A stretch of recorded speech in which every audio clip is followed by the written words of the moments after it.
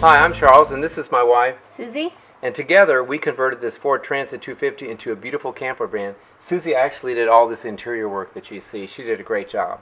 Well, sleeping at home is important, but when you're on the road, you need to get some good rest. What do you think about our mattresses? They're very comfortable. These are from Custom Mattress Factory in North Carolina, and you can get about any length or width that you want and depth from 4 to 12.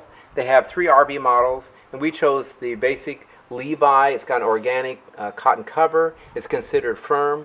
The next model is the Grayson, and it's the same cover, but it has some gel foam in it. And then the top model is the Kinsley, and it has all those features plus some extra latex and a cashmere cover. They are so comfortable. Actually, they're better than what we've got in the house.